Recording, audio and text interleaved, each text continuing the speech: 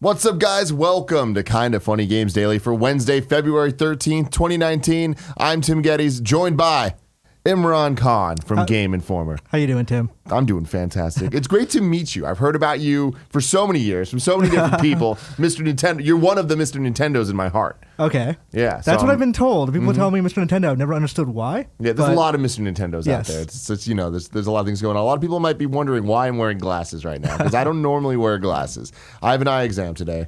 So I didn't want to wear my contacts because that sounded like a whole to-do. It's pouring rain outside. There's a lot going on. Big day of video game news, ladies and gentlemen. Let's get right to it. This is Kinda Funny Games Daily, each and every weekday right here on twitch.tv/kindafunnygames. We get together to talk about all of the video game news at 10 a.m. Pacific time. You can watch live on Twitch, or you can watch later on youtube.com/kindafunnygames, or on podcast services around the globe. Just search for Kinda Funny Games Daily. If you want to be part of the show, you can head to patreon.com/kindafunnygames, where bronze members or above get to write in, and silver members or above get the show ad-free. It's going to be a good one. I'm telling you right now. A little housekeeping for you. Greg is hosting the 22nd Annual DICE Awards tonight with Jessica Chobot. We'll be hosting that on Twitch at 8 p.m. Pacific time. Don't forget, the Kinda Funny World Tour rolls on this Sunday. We're in San Francisco at Triple Voodoo Brewery at 3 p.m. Then it's Kansas City on March 30th and New York on April 6th. If you want more information on all that, go to kindafunny.com/events. Shout out to our Patreon producers for helping make all that happen. Tom Bach, TJ Meehan, Joe Beezer, Trevor Starkey, Muhammad, and Blackjack. You guys are all fantastic. Today, we're talking about the Activision layoffs. We're talking about Amy Hennig's comments and stuff. We're definitely going to be talking about some Nintendo Direct predictions.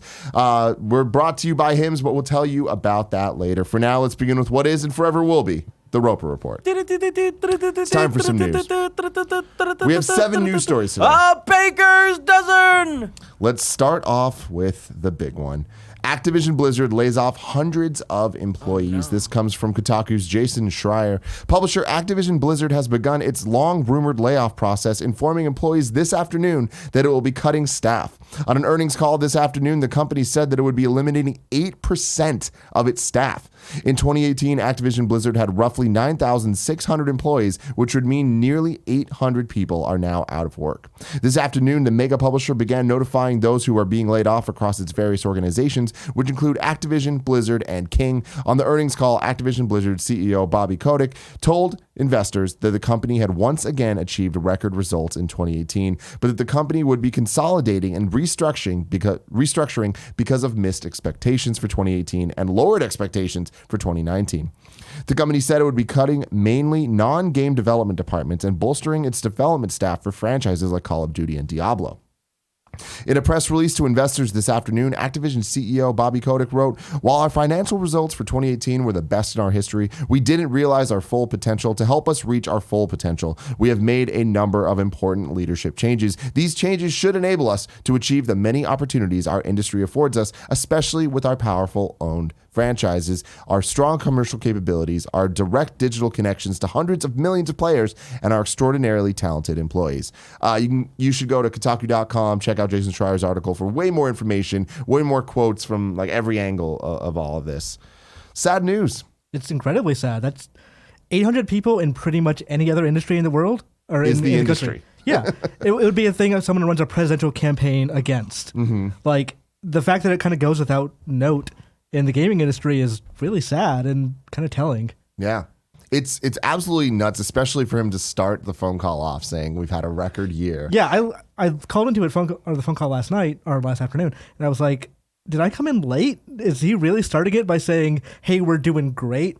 Yeah. And then immediately, like, he didn't even really mention the layoffs so much in the actual phone call, because it was to investors and it was to, like... Which makes sense from a business perspective, not from a human being perspective. Yeah, but because I was doing the story at the same time, because I was typing up the layoffs information when the phone call was going on. It's like, okay, I'm talking to Blizzard employees and people who are literally crying because either they lost their jobs or they know people who lose their jobs or they don't know yet. Yeah. And hearing Kotick talk so glowingly about how we made $2 billion this year, but we wanted to make $3 billion, so we got to like cut some losses. I'm like, but no, that doesn't make any. from a business perspective, from a very cold, hard business perspective, I understand what they're doing. But from the actual human perspective of there's 800 people who aren't going to, their lives have been at very least disrupted. Yeah.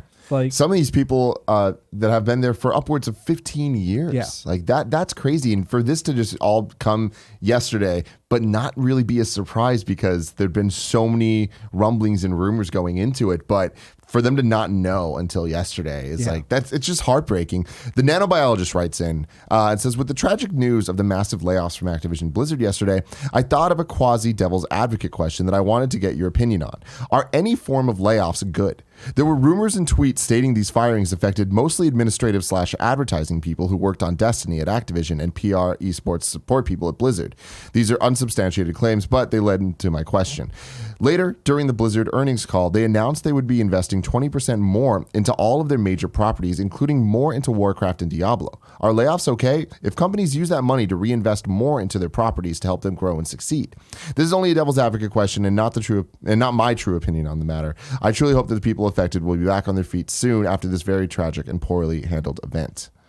Well, you kind of have to look at what they're actually saying there, which is they're investing stuff into Call of Duty and Diablo. They're not investing it into games in general. What they're doing is they're cutting down on general games in Activision and then kind of moving all that stuff to proven hits. And it's a question of why are you cutting it down? And the answer is to make more money in the end. So yes, they're kind of expanding, but they could just be replacing the things they're cutting down. Like obviously they don't need a Destiny marketing team anymore because they're not doing Destiny.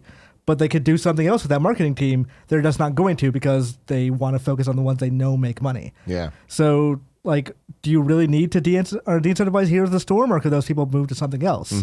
So, in general, I don't think there's necessarily an ethical way to do layoffs. Yeah.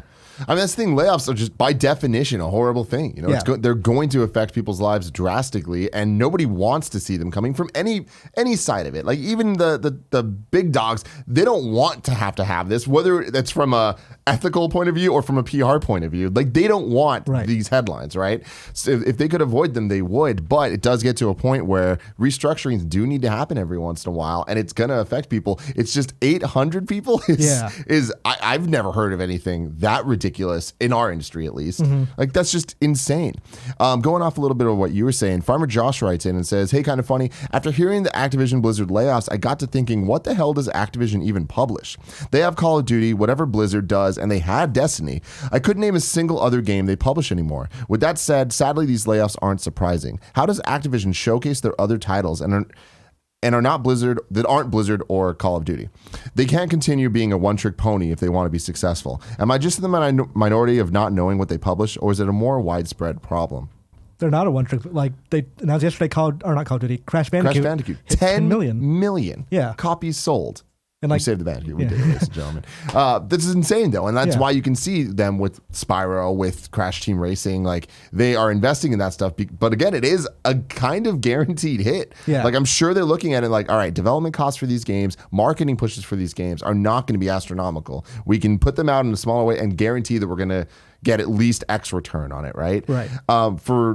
In the last decade, you looked at Activision, and they really were on the forefront of the Toys to Life thing with Skylanders, and that was kind of one of their big cash cows. They have multiple cash cows. I think that's an important thing to realize. It's like one trick pony is not entirely accurate because sure, the one trick you're referring to is Call of Duty, which is the biggest franchise in the world, right? You know, then you add on to that, you have Blizzard, which has all the esports side to it. You know, it has Overwatch, it has all this potential for revenue, and it does sound like they're scaling back on that in certain ways, but they're only scaling back to be able to make more money off of that. Then you look at the kind of kiddie platformer side thing with the Crash and Spyro games, and then Activision always just has their hands in other pots. Yeah. Things are always going on, whether it's them trying to bring back the music genre and all that stuff or whatever. I mean, they got Sekiro next month. Exactly. Like, that is not a game you'd ever expect Activision to publish, which tells me, like, there are people in that company that want to be, like, the traditional, we have all this money, why don't we spread it around kind of publisher. But, like, there's also execs that are like, well, this isn't working, or this is not making more money than it made last year. Yeah. So we need to cut it loose. Which, I mean, it's an artistic medium, so at some point there's probably going to be a reckoning or discussion about how these two things work together. Yeah, which definitely. At the moment, I think like, it's very problematic for the art of the industry, Yeah. as you were just saying. Like, compare them to Ubisoft, right? Which I think currently are the best example of a third-party publisher developer that is kind of nailing it across the board on a bunch of different projects and focusing on the small indie art style projects as much as they are the big AAA things, as much as they are games as a service. And I feel like you've really seen a kind of improvement in quality title for title over the last couple of years over there. Right. And you compare that to Activision, and it just kind of seems like, yeah, they're boiling down to these couple key things that they're just like, we're just gonna go, we're gonna do this, and then we're gonna lay off 800 people. And like, you look at Ubisoft from a labor perspective, they never lay anyone off. I've never written a story about Ubisoft ever laying anybody off. Interesting. Like, there have been departures, obviously, Yeah. but mass layoffs, never. They don't even close if they close studios, they move those people to other studios. It's like, it is a particular part of their policy. They don't. There's an old Iwata quote that's been making the rounds the last couple of last day, that he refused to ever lay anyone off from Nintendo. He cuts his own salary beforehand because he doesn't think people can make video games in a creative medium if they're worried about losing their job. Yeah, absolutely. And he did that because of the Wii U in a direct response to the Wii U not being as big of a success as they needed it to be. That is what we all want to see happen here, and it's not going to happen, and it didn't happen, you know? Very sad news. Yeah. I hope that as many people as possible land on their feet from that. Continuing on with Activision news, though, Call of Duty 2019 will feature a campaign. This comes from Luke Reily at IGN. Activision has established that 2019's Call of Duty game will feature a campaign. New Activision president Rob Kostick explained 2019's Call of Duty is set to feature an entirely new campaign, a huge expansive multiplayer world, and some fun co-op gameplay. Returning CFO Dennis Durkin added that the game would be a step forward for the series, but also rooted in some of the franchise's most important history. While Activision reported that Call of Duty was the #1 selling console franchise worldwide for 2018, Durkin said the company is anticipating lower Q4 sales than Black Ops 4, conceding Call of Duty units are down year over year in our outlook. What do you think could be the cause of that? The reason it's down? The single-player campaign might be a part of it. World War II also did very, very well. Like, extremely well. It bucked the trend of Call of Duty going down year over year. So it's down. It's within trend of previous Call of Duty games, but World War II kind of like screwed that trend up by doing well. But yeah, I think the rumor was obviously that they had a campaign. It just wasn't ready. So it didn't launch with the game. Then Blackout did extremely well. So they never really worried about it that much. But this to me says, yeah, we know it was an issue. It was a one-off thing. Next year it's going to be, or this year, I guess, is going to be the actual, like, the Call of Duty people expect, because it was last year was the first time it didn't ship with a single-player campaign. Yeah. And people noted it. Like, I talked to regular consumers that when they were about to buy the game, when they found out there was no, like, single-player game for them to, like, go through, get all the achievements, and, like, then sell the game back or whatever, they didn't buy it. Interesting. With Apex Legends being the massive success that it is, do you see Activision turning it Blackout into a free-to-play game? I think they either have to do that or they have to move it to this current year's game. Like, they can't just leave it as a Black Ops 4 thing, like you buy the disc or whatever. They either have to spin it off onto Battle.net or whatever they're doing with it and make it a free-to-play or cheap, like $15 mode, or they have to move it to every year's game with new improvements every year, because it has to be a living game. Like, people got, I don't want to say tired of PUBG, but people moved on from PUBG to Fortnite and other things because those developers are much more reactive to with their seasons and all that stuff. Yeah. Like, if you go onto the Fortnite subreddit and complain about something, someone from Epic will be there like, hey, we're looking into it. If you go onto the PUBG Reddit, you'll see tons of complaints and no one ever responds. Yeah. Hey, very telling. And then moving on to Blizzard. Blizzard has no major Frontline release planned for 2019. This comes from Jesse Wade at IGN. Activision announced in its quarterly earnings call Tuesday that Blizzard will not have a major Frontline release for 2019. Turning to Blizzard, we expect materially lower financial performance this year. Activision said. 2018 benefited from the release of World of Warcraft Battle for Azeroth, whereas we're not planning a major Frontline release for 2019.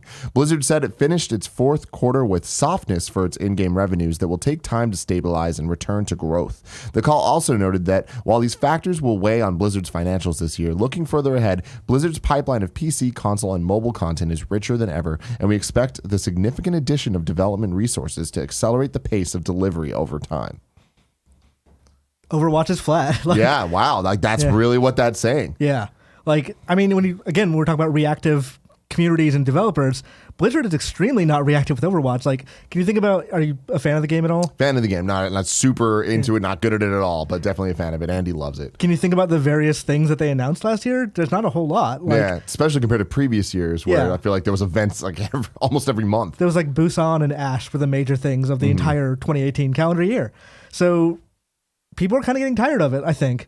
Like, there's always going to be that hardcore community, and the game sold extremely well, so there will be a bunch of people. There's Overwatch League. Like, the numbers aren't, like, small by any means, but they're flat. Yeah. And that's a problem when you're reporting to investors. Activision doesn't like this flat stuff at all, so. But to me, that says, like, we don't have a major releases. Either they don't consider Warcraft Reforged a major release, or that game's not coming in 2019. I'd imagine they don't consider it. Yeah. Right? Like, that seems more of just like a side project compared to one of the bigger ones. It also means Diablo's not coming this year. Yeah, and I think that is really what this is trying to get at. It's like, hey, understand this. Diablo 4, not this year. Yeah. All right. Next up, Amy Hennig feels there will be a revolution in how we receive game content. This comes from Colin Stevens at IGN. During a DICE Summit 2019 conversation between Amy Hennig and Tim Schafer, Hennig discussed narrative in games, streaming, accessibility to a wider audience, and more. As much as we would all very much own the fact that we love to play these narrative games, these things that are very intentionally authored, structured like familiar stories from film or TV or theater, and they're by definition finite. It's becoming harder and harder to make those games anymore, said Hennig, partly because of business model and cost of development, but I think it's a shame. Jumping off from that, Hennig feels the game industry is potentially set to change with the rise of streaming, saying, we're at this inflection point. Everything's going to change. We don't know. Is there another console generation after this one? Is everything just going to be streaming to us the way music and TV and movies do? Once we have the widespread adoption of 5G, is it just going to be something we take for granted like we do with music and TV and film now that, at the touch of a button, you're now in this experience? And even better than that, is it going to reach people that we haven't traditionally reached that don't consider themselves gamers? There's a feeling there's this huge shift coming in 2 to 5 years, maybe a little bit longer, where our content is going to be able to reach people a lot more frictionlessly than in the past. We should be starting to make things for them now. Speaking of narrative-driven games like Uncharted, The Last of Us, and Until Dawn, Hennig said, the games are just as watchable as they are playable. They're just as entertaining to be in the living room while someone is playing, and it's not that the rest of the people are there as passive observers, they're collaborators. Those of us that are in this room, we have a very specific set of experience in terms of we know how to tell good stories and create memorable characters and worlds. We know how to do real-time development and how to do performance capture and virtual production. And we understand interactivity. You've got to understand that intersection of those 3 disciplines is really small. So there's going to be a revolution in how we receive content. There's a lot of people in Hollywood trying to figure this out right now, but they don't know what we know. God, she's cool. She is thinking on a level that I don't think most developers or even most gamers are currently thinking on, which is that things are going to change the next couple. We're looking at not just when people hear cloud streaming, they think, oh, we're going to get the exact same thing, but over the internet, which is not necessarily how it's going to be. It's going to be you now have everything on every device, and thus you can consume content whenever and wherever you want, or your kid can, let's say an example like Uncharted. You can play the Uncharted game, but there's also going to be side stories and things like that are supplementary content on other devices or other ways you can receive the medium, which is a very base level of what she's probably talking about, not even close to what she's thinking. But there's going to probably, like she said, there's going to be a revolution in the way people take in content, which is not necessarily going to be the big single player game anymore. Yeah. And that's unfortunate for people like us, I feel, who will always hold on to that single player core experience. And I feel like if anything, the last 2 years has proven that they're not going anywhere anytime soon. Right. With things like Horizon, God of War, it's there's definitely and Last of Us coming up soon-ish. there is still an emphasis on these super high quality narrative driven games that are single player focused experiences. But what she's talking about these, like the people in the room, they're not just watching, they're collaborating. I feel like that's really touching on something important that I think that we'll see the industry kind of dive into a bit more come next generation, when it is a bit more accessible, where there's potentially not a need to buy a $300, $400 console to be able to have that experience, and to be able to have that experience in different ways, because at some point everyone's going to have a smartphone, if they don't already. But there's going to be multiple in a household. There's going to be multiple ways for people to be able to experience the same thing in different ways that fit their styles best, right? There was more quotes that she had. This is a super interesting discussion she did. You should definitely check out the video. But another thing she was saying is, I'm totally blanking on what I was saying there. Give me 1 second.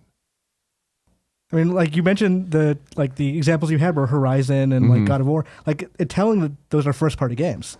Like, the people who want to make those kind of games that feel that they're worthy investments are usually first parties or major corporations like Sony and Take-Two and stuff like that, that feel like they could take the loss for the prestige. Yeah. Like, not every game is going to sell like Red Dead Redemption 2, so no one's going to invest $150 million into it. Exactly. What I was going to say is, she was talking about how so many people are just used to just watching Netflix, but that's not the only thing they're doing. Yeah. They're watching Netflix with an iPad in their hand, mindlessly playing some games. She was saying that there's so many more people out there now than ever that are gamers that don't necessarily realize they're gamers.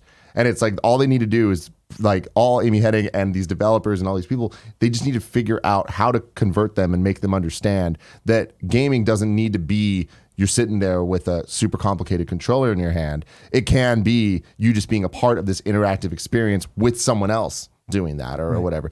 Really interesting stuff. Very exciting too. Like, I don't think I've ever been as excited for the next generation of consoles ever. Just because we don't know what this is going to be. And it's not just going to be, it looks prettier. Yeah. For so long, I feel like that was all that was being added, is how HD can it be? And now it's like, we're pretty damn HD. We're good on the Ds. You know what I mean? I think like stuff like Jackbox is going to be not necessarily that serious, but like, that kind of thing is going to be huge in the future. Like, my sister-in-law doesn't really play video games. She has had a ton of fun just playing Jackbox with us. Jackbox is amazing, man. It's a revolution for exactly this. Convincing people they're gamers that would never like identify that way, right? Yeah. Like, you never have to convince someone that they're a board gamer to play Monopoly. Exactly. Alex Russ writes in and says, Amy Hennig has touched on her thoughts that she feels there will be a revolution in how we receive game content, according to an article from Colin Stevens IGN. With gaming as a live service seeing great successes, Apex, Monster Hunter, Fortnite, etc., it seems that this idea is where gaming is headed as a whole. However, narrative experiences generally aren't served in such a way. The closest example I can think of would be an MMO like Final Fantasy XIV and the attempt that Battlefield 5 made with their single-player content. I couldn't see a game like God of War releasing in such an episodic format, but I find myself appreciating shorter experiences more and more. Do you think that narrative experiences will somehow become affected by the games as a service format? Or perhaps we're already there and currently trying to figure out how to properly market that experience from a single-player standpoint. God of War was clearly a shining example that, if done well, single-player experiences can be very powerful. But does the cost of these types of games justify the means? I love God of War and single-player experiences like it, but even Activision Blizzard found success, and they're finding ways to cut costs with their live games in extremely unfortunate ways. I mean, I think a lot of what we were just talking about kind of goes into this. I think that so we saw Until Dawn, right? And that was kind of just a massive success that came out of nowhere. I feel like that was definitely a moment where everyone was playing at the same time and having this like shared experience. Right. And seeing the direction that they're taking their games now, where it is a bit more bite-sized episodic contents. That I forgot the name of the anthology series that they're... The Dark Pictures? Yes, Dark Pictures. Like, I feel like that is a perfect reaction to this, where it's not games as a service, and it's not episodic in the way of you need to, this is episode 1, this is episode 2, this is episode 3, but it is kind of just like the anthology idea that we're going to give you these interactive narrative single-player stories in smaller bite-sized bits where...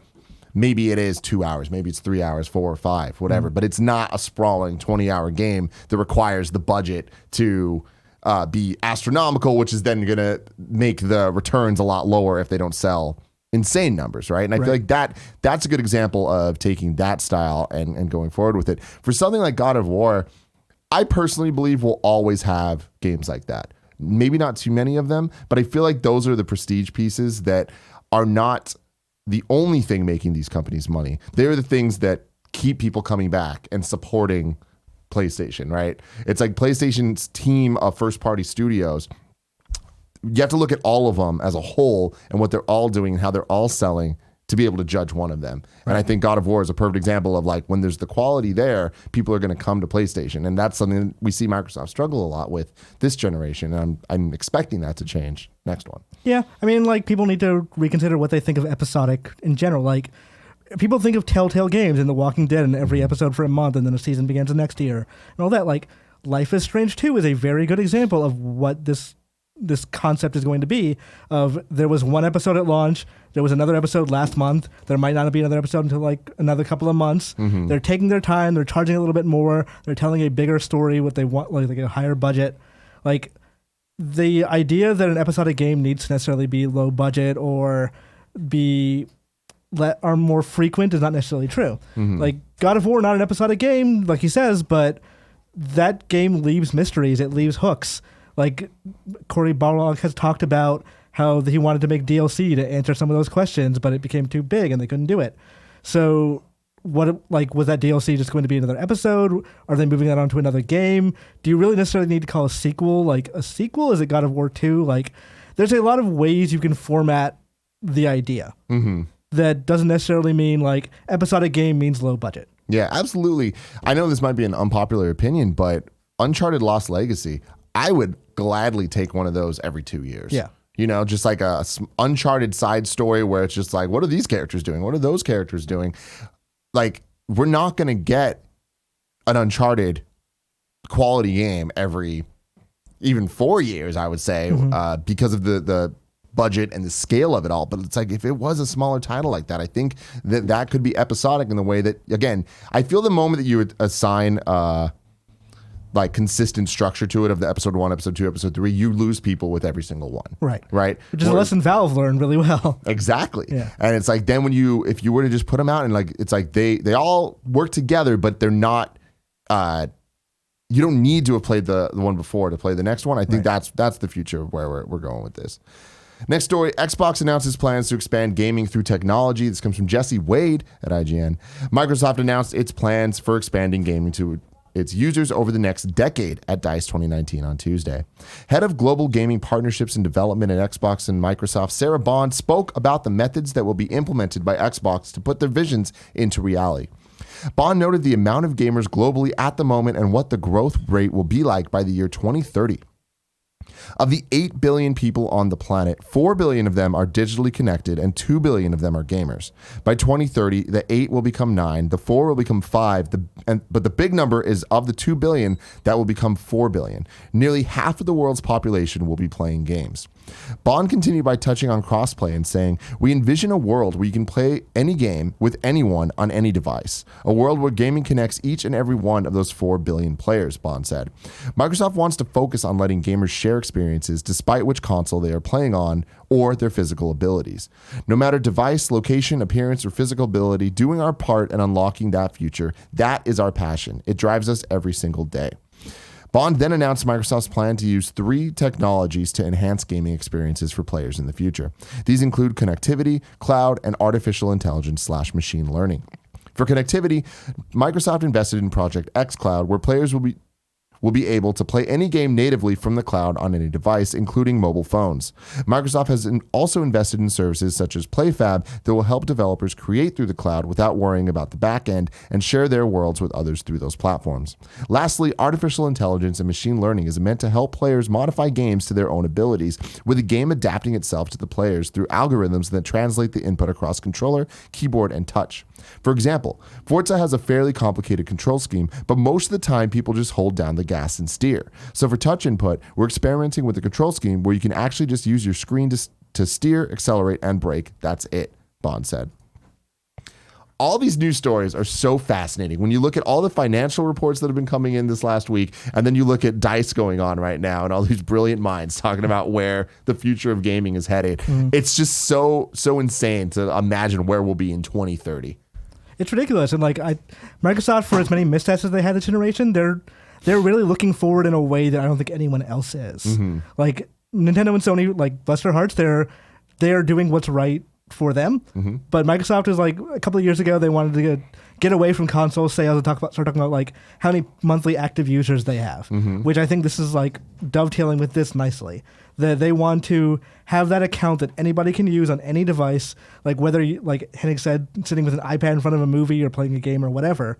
Like they want those people to be gamers and to be playing an Xbox game. And I think this is always like a very smart move for them. Very smart move. And I think that's very, very cool of them, and telling that every single time they start talking about the cloud and where Microsoft and Xbox are going to be in a couple of years, they talk about the adaptive controller. They talk about the physical side of this as well. And like that really is a cornerstone to their business. Like them putting that as their Super Bowl commercial, that's awesome. Yeah. You know, it was a great commercial too. Yeah, it was a great commercial. And I love the focus on all of this and like them talking about these three technologies. You're right. They are looking forward in a way that the other guys, at least publicly, aren't doing. But them talking about it now is preparing us for that future. I can't wait, man. Very exciting stuff. Next up, Metro Exodus reviews are in.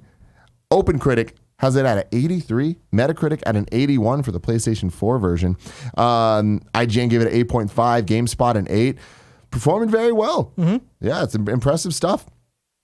I didn't expect much from it, and everything I heard from the previews was really bad. So this is kind of shocking to me. Yeah, I mean, I've played the previous two Metro games for a while, and at some point, like, they either lose me or they're a little too oppressive for their own good, or for at least my preferences. Why Matt Birch has been playing it for Game Informer, he's been telling me, like, from what he's been saying, it seems like this is a really good one, and I'm eager to give it a try myself. That's awesome, man, because, it was like, it must have been last year at Judges Week. Everyone was super down on it. Like I remember, I only came through to play Kingdom Hearts down there, and that was like the last demo of the week.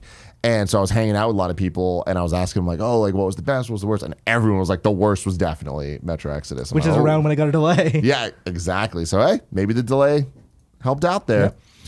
Oh man. So you're gonna play Metro Exodus? I'm gonna give it a shot. Yeah. Yeah. When do you think you're gonna play it?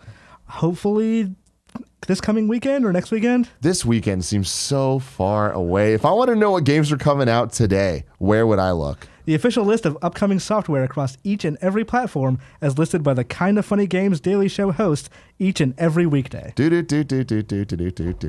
Yeah. Fuck you, Barrett. Why are you looking at me like that? You don't have any fun with it. I don't have any fun with it. I hate the jingle. It's stupid. God, Greg Miller, you're a monster. Out today, just one thing. Away, Journey to the Unexpected on Windows. It's been making the rounds, coming out on every system the last couple of days. So now, Windows, you can get it. Deals of the day for you. This comes from Hilly Brums. Amazon currently has the PlayStation Classic for 60% off at only $39.99, down an additional 10% from Monday's deal. And Kotaku says that Red Dead Redemption 2 hasn't had any trouble selling copies. So if you've been waiting for months for a decent discount, it's finally down to $40 today on both PS4 and Xbox One. That's insane. And now it's time for Reader Mail. But before we get to that, let me tell you that this episode is brought to you by Hims. 66% of men lose their hair by age 35. The thing is, when you start to notice hair loss, it's too late. It's easier to keep the hair you have than to replace the hair you've lost. That's why you should be like Nick and Andy and go to forhims.com, a one-stop shop for hair loss, skincare, and sexual wellness for men. Thanks to science, baldness can be optional. Hims connects you with real doctors and medical-grade solutions to treat hair loss. These are well-known generic equivalents to name-brand prescriptions to help you keep your hair. It's no snake oil pills or gas station counter supplements. These are prescription solutions backed by science. No waiting rooms, no awkward in-person doctor visits. Save hours by going to forhims.com. Andy and Nick did it. They went online, talked to a doctor, sent in some photos, and got matched with a prescription to help fight their thinning hair. You can order now. Listeners get a trial month of Hims for just $5 today, right now, while supplies last. See website for full details. This would cost hundreds if you went to the doctor or a pharmacy. Go to forhims.com/gamesdaily. That's forhims.com/gamesdaily. Now it's time for reader mail. You can go to patreon.com/kindoffunnygames. And if you're at the bronze membership or above, you get to write in questions, just like Why Not Pete did. Pete writes in and says, hey, happy Wednesday, Tim and Imran. My unpopular gaming opinion is that I think Final Fantasy VIII was the best of the PlayStation Final Fantasy titles. So I wanted to hear you guys' thoughts on the matter. Why isn't Square Enix remastering it along with the other titles for Switch? What possible reason could they have for holding it back, especially when there's a PC version of it that you can buy right now? Thanks, and great to have you on the show. So the thing I've heard, because I've looked into this myself, because it does seem It's odd. weird. It's like, all right, we got Final Fantasy 7, 9, 10, 10-2. It's like, okay, what about 8? Because it does have a PC version on Steam. From what I've heard, that PC version is actually the port that released way back in the 90s or early 2000s for PC. So all they had to do was just put that version on Steam and update it for modern OSs. The reason it's not remastered like the other ones is either it's a copyright thing with Eyes on Me, which is the main theme. That's what I've heard, is that it's a music licensing issue. Or Square Enix just straight up lost the source code. No. And that also could be the case. Which is that's a thing that a lot of Japanese developers have done in the past. Like when they needed space or there have been like a critical error or something, like the source code just gets lost and you can't really replace that. Like you could reverse engineer it all with like a lot of work and a team working on it, but for I guess like a simple PS1 remaster, they're probably not going to do that. Yeah, I definitely think that it's the music licensing situation with Eyes on Me. Also, Final Fantasy VIII, not my personal favorite. I love that the people like it, but You love 11, right? I hate you so much. I hate you so much. What are your thoughts on 8? I liked it a lot. It definitely has its flaws, like the battle system is straight up broken. And that's my thing. Is it wasn't fun to me. Story was cool, characters are cool, but yeah, I just didn't really enjoy the gameplay as much as I did with 7. Yeah. I was actually looking at a thing yesterday, like the Legends of Localization guy, Clyde Mandolin. He was looking at every instance of when Squall says whatever and what it actually is in Japanese. And apparently, like, it's in 15 instances, it's most commonly in Japanese, like, him saying, well, excuse me. It's like he's more like a sarcastic ass in the Japanese version, and just kind of a dick in the American one. That's so crazy how little localization things can totally change characters' personalities. So now that's the line most associated with him. Like, he never really says that often. So funny. LearnedAstronomer writes in and says, hey guys, from following you on Twitter and listening to your appearances on the GI show, it seems like you always have your ear to the ground when it comes to Nintendo leaks and rumors. Metroid Prime 4 and Trilogy HD's development, Mother 3's localization being canceled. I was wondering if you had any scoops for us ahead of today's Direct. Thanks for reading and keep up the great work. Let me think. Because if most people are like me, then they watch this like later in the day. So they've probably already seen the Direct. So I also don't want to spoil anything that's for a thing coming today. Let me hint at something, I guess. Let's go, baby. Because like this is a thing that I'm going to write up at some point as soon as I get more sources on it. But there's a game that's thought to be dead that Nintendo's reviving, and it's not one that people would expect. Like it was very much a title that was like dead and buried, very officially canceled. I got chills. I want everyone to know I got fucking chills. I can't wait. I've been hearing some good things about this Direct. So people have DMing me like, hey, tomorrow's going to be a good one. It might actually be at the Direct. I don't know for sure, but I've heard like this. I've heard enough about this game that I'm all sure it exists again. Wow. That's really, really cool. Let's go down the list of stuff. And if you know anything too concrete, like let's not spoil stuff here for this, but do we think Luigi's Mansion makes an appearance? I would assume so. It's a 2019 game, and they've not talked about it beyond the initial trailer. Yeah. Do you think we got Animal Crossing? Also a 2019 game, and again, not a thing they've talked about since last September. Do you think we see F-Zero? No. Do you think we see Elite Beat Agents? Absolutely not. Ines is well out of the game at this point. So, Smash Brothers. What do you think we get? I would not be shocked if we got Joker gameplay. As of the Game Awards, Sakurai did not have anything to show yet. It's been a couple of months. Maybe he has like some gameplay ready. I assume if Joker's going to be ready for like, let's say March, April, then it would make sense to show him now. That's what I'm thinking too. I feel pretty confident we'll see Joker gameplay. I just want to hear the music. Like, just play the Persona 5 like remixes. So if we get Joker gameplay, do you think we also get a new character reveal, like the next DLC? Because I think that we will. So the rumor right now is Erdrick from Dragon Quest. If there's also another rumor going around that Nintendo has a bunch of Dragon Quest ports to announce as well. I would assume that they announced those two things at the same time. Yeah. If those are both real. Yeah. So It would be a good time to do that. That Yeah. makes a lot of sense to me. There's been rumors of Kingdom Hearts floating around on Nintendo Switch in some way, some form. What do you think? last I heard, there was a talk between Nintendo and Square Enix about what they could do with Kingdom Hearts 3. It was deemed unfeasible to get Kingdom Hearts 3 on the Switch.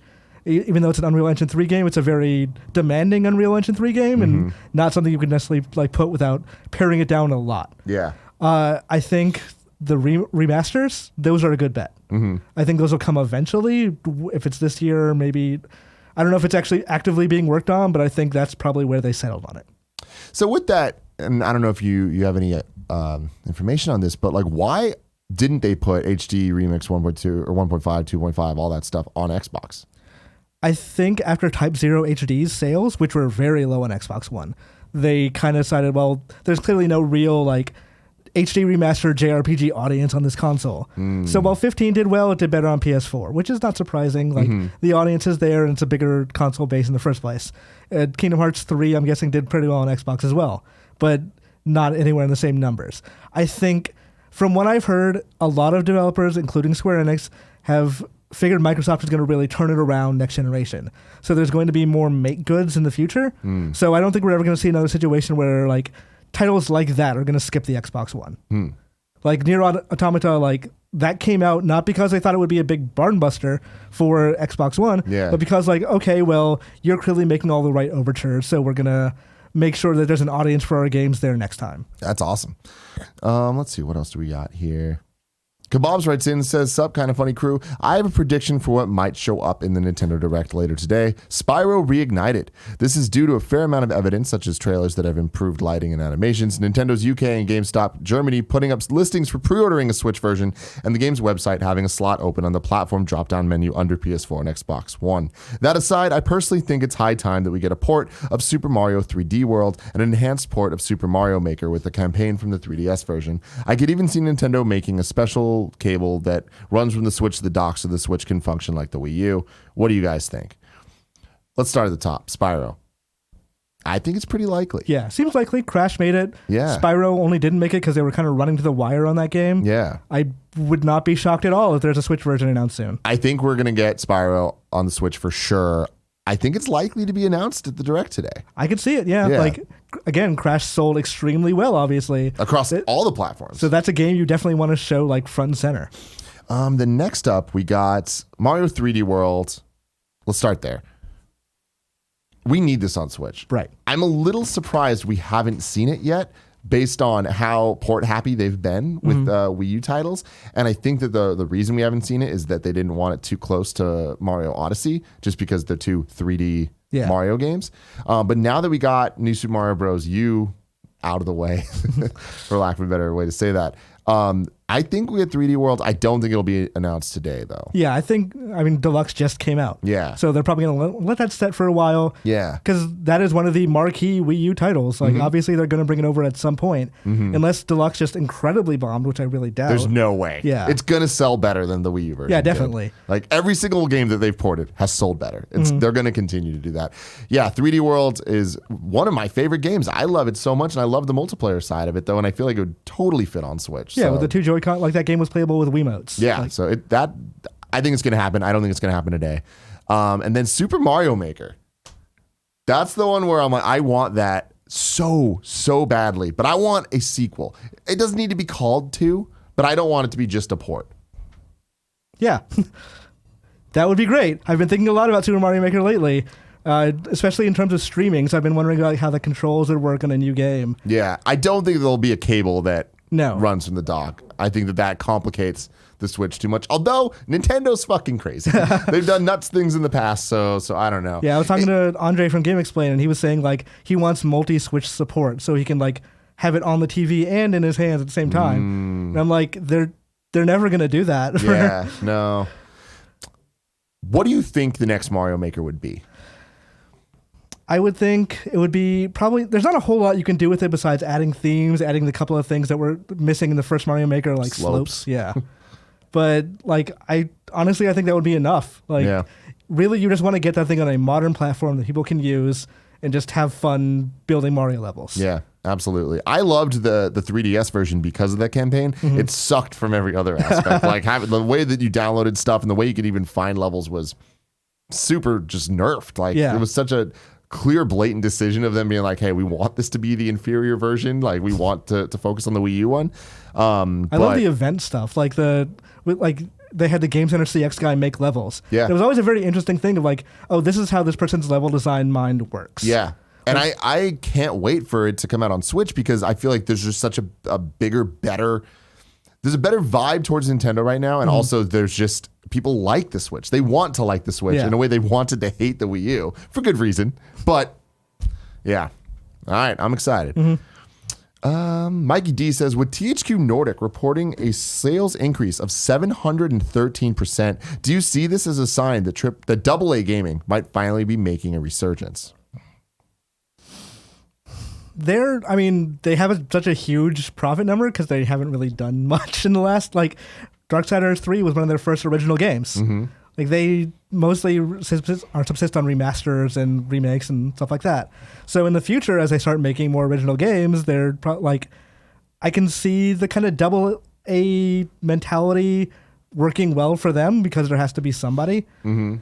But at the same time, like, you look at Darksiders 3 reviews and sales, and a lot of people like reviewing it as kind of oh, this doesn't do the things AAA games do. Well, it's still pretty much in line with the other Darksiders games. So it's a question of where the industry is at. If they're going to lead the charge, it's going to be a rough couple of years. Yeah. But THQ Nordic is huge. Like they're honestly, I think, the biggest publisher in Europe, period. So they're not going to be hurting for...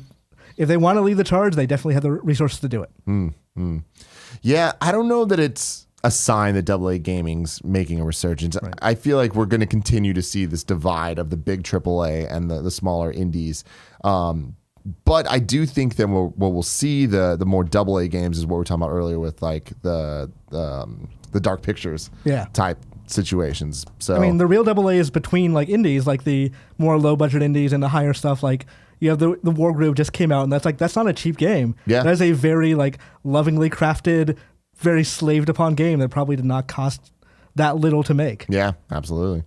And then I want to jump right to the squad up. You can go to kindafunny.com or patreon.com/kindafunnygames to squad up with some best friends out there. Farmer Josh is playing on PlayStation 4. His PSN name is DumbAce15. That's DUMBACE 15. He says, hey, Kinda Funny best friends, Battlefield 5 just launched its new co-op mode, and I'd love to check it out with some fellow best friends. I've also been playing Apex Legends and Titanfall 2 lately. I'd love to squad up in any of those games as well. Go help your boy Farmer Josh out. DumbAce15 on PSN.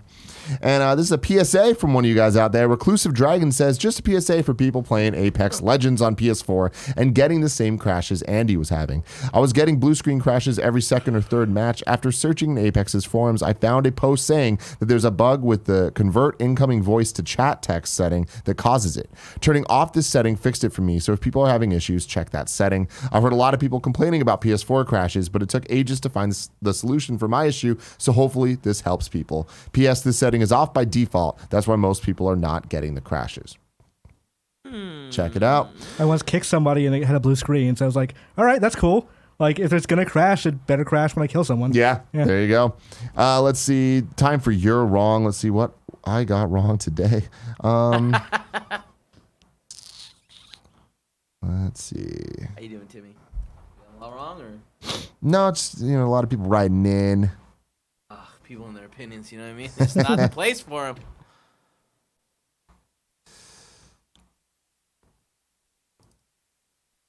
them. Capitalist Pig says, regarding Warcraft Reforged release year, the pre-order page for Reforged still lists the following. Will be released on or before December 31st, 2019. Oh, man, it's raining hard.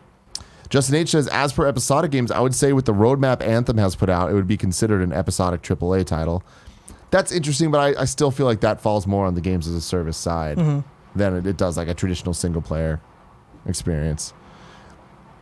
Nano Biologist says, breaking news, THQ Nordic has bought Warhouse Studios, known for Kingdom Come Deliverance. I saw that this morning. Like I said, they're huge. Yeah. It went from no raining noise to so much. I know. Nano Biologist says Kingdom Hearts 3 is actually on Unreal Engine 4, not 3. Oh yeah, I must have missed that.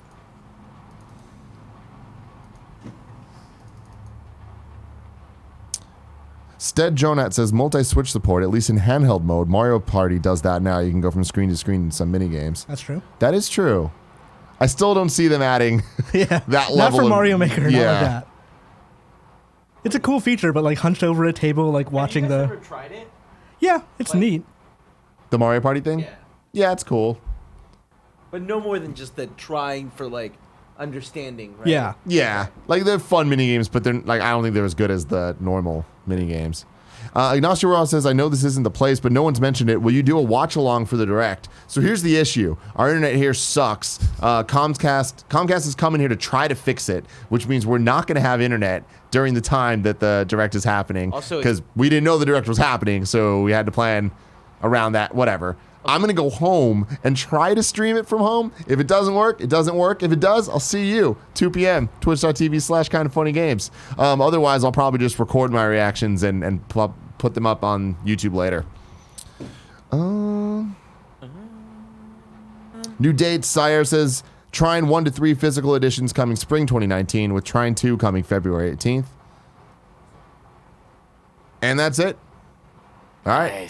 Nice. Did good. Well, thank you very much for joining us. This Thank is you for having fantastic. me. Where can people find you? They can find me on GameInformer.com or on my Twitter at IMRANZOMG. There you go. Gotta follow him.